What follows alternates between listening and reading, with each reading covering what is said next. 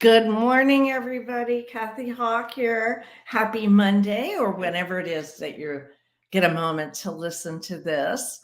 I've titled this morning about cranky mind, you know, your mind being cranky. And I think you know what I mean. It's just, you get up and it's just like fussy and things aren't right in your world or whatever you're going to make up about it.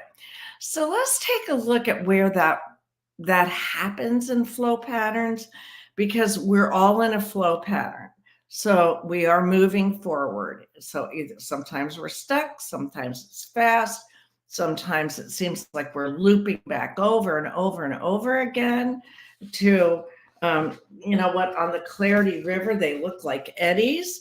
And behind me is the big Clarity River that many of you are very familiar with, and it is the best tool ever. So join us for our shifts coming up, and we'll learn more about how to use that.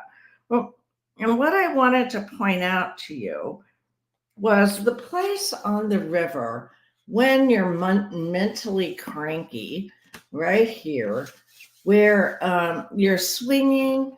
See, the clarity person is swinging between doubt and worry, past tripping, making up stories, future tripping, making up stories. So basically, what it ends up is that you're spending a lot of time out of flow.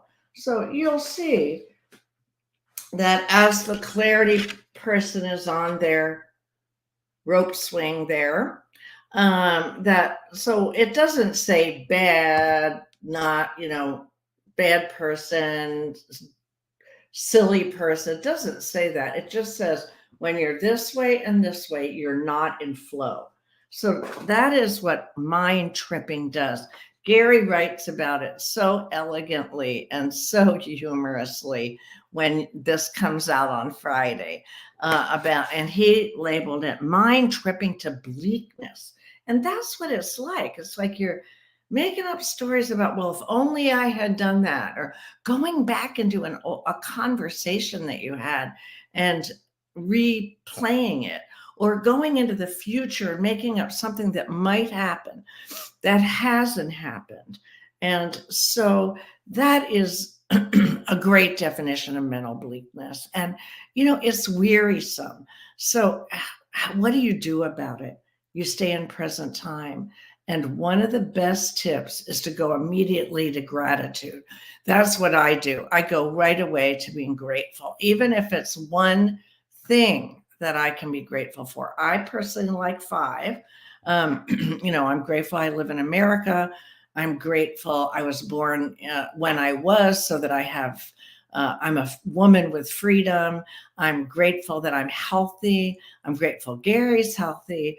And I am really grateful that our family and our grandchildren are all healthy. So there was a quick five. So that I ask you to do, and it just changes. You can even hear my voice change when I talked about it. And that's what makes it so wonderful.